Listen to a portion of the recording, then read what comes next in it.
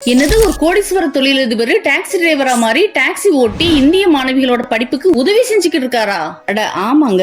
இந்திய நாட்டை சேர்ந்த நௌஷா பிஜி நாட்டுக்கு வந்துட்டு போறப்ப உபர் டாக்ஸியில் டிராவல் பண்றப்ப 86 வயசான டிரைவர் வந்துட்டு ஓட்டிட்டு வந்திருக்காரு. அவரோட பேச்சு கொடுத்தப்பதான் தெரிஞ்சது அவர் ஒரு சாதாரண டிரைவர் கிடையாது. பிஜி டைம்ஸ்ங்கிற ஒரு நியூஸ் பேப்பரோட சொந்தக்காரர். 13 நகை கடை வச்சிருக்காரு, 6 ஹோட்டல், 4 சூப்பர் மார்க்கெட் வச்சிருக்கிற வருஷத்துக்கு $125 மில்லியன் சம்பாதிச்சுக்கிறது ஒரு கோடீஸ்வரர் தான் அந்த டாக்ஸி டிரைவர்னு அவருக்கு தெரிய வந்துச்சு. அப்படியே அவர் டாக்ஸி ஓட்டி சம்பாதிக்கிற அந்த 12 மாத வருமானத்தை 24 இந்திய மாணவிகளோட படிப்பு செலவுக்கு 10 வருஷமா டொனேட் பண்ணிக்கிருக்காரு. இவர் ஒரு இந்திய வம்சாவளியை சேர்ந்தவர். இவரோட அப்பா 1929ல 5 பவுண்டோட இந்த பிசினஸ் வந்து ஸ்டார்ட் பண்ணிருக்காங்க. இன்னைக்கு பிஜில பெரிய கோடீஸ்வரரா இருக்கிற இவர் 3 பெண் பிள்ளைங்களோட அப்பாவா இருந்து அந்த 3 பெண் பிள்ளைங்களையும் நல்லா படிக்க வச்சு பெரிய நிலைமைக்கு கொண்டு வந்திருக்காரு. அதே மாதிரி இந்தியாவில இருக்கிற அநேக பெண் பிள்ளைகள் வந்து படிச்சு ஆளாக்கணும் அப்படிங்கிற ஒரு கனவோட எந்த பந்தாவும் இல்லாம எந்த பெருமையும் இல்லாம கோடீஸ்வரரா இருந்ததை வந்து பெருசா நினைக்காம இறங்கி வந்து லக்கேஜ் ஏத்தி இறக்கிட்டு இருக்கிற அவரோட தாழ்மையையும் டெடிகேஷனையும் உதவும் மனப்பான்மையும் பலரும் சோசியல் மீடியாவில கொண்டாடி தீர்த்துக்கிட்டு இருக்காங்க.